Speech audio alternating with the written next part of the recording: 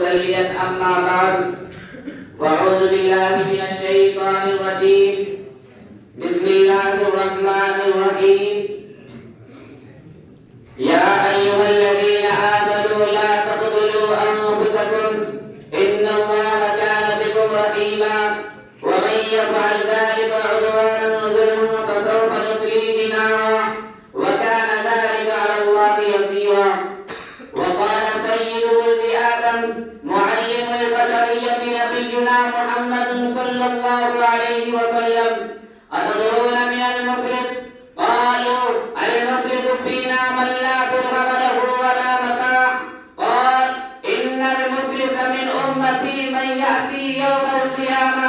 بصلاة وصيام وزكاة ويأتي وقد شتم هذا وكذب هذا وأكل مال هذا وسفك دم هذا وضرب هذا فيؤتى هذا من حسناته وهذا من حسناته، فإن فنيت حسناته قبل أن يقضى ما عليه أخذ من خطاياهم فطرحت عليه ثم طرح في النار.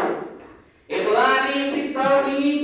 إن الله تعالى حرم الظلم على عباده لأن الظلم ظلمات يوم القيامة، ونهى عن أكل أموال الغير بدون أمر مشروع، كما قال الله تعالى في كتابه الحكيم: يا أيها الذين آمنوا لا تقتلوا أنفسكم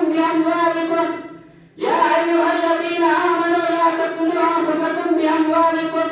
أصدقائي، أنتم تعلمون أن المال ربما يكون أحب إلى المرء من روحه، كما تعرفون أن الاعتداء على أموال الغير يورث العداوة والبغضاء فيما بين أعضاء المجتمع البشري، بل قد يجر إلى فضائل الجرائم وكبائر الذنوب، ألا حين أن الاعتداء على أموال الغير يورث العداوة والبغضاء فيما بين أعضاء المجتمع البشري، بل قد يجر إلى فضائل الجرائم وكبائر الذنوب، ألا حين أن الاعتداء إخواني في العقيدة السليمة لا يعزبن عن البال أنه قد حرم الله على لسان نبينا المصطفى محمد صلى الله عليه وسلم الاعتداء على أرض إنسان مسلم كان أو مسلم ومسلم. إخواني في العقيدة السليمة لا يعزبن عن البال أيها الإخوة، فانظروا في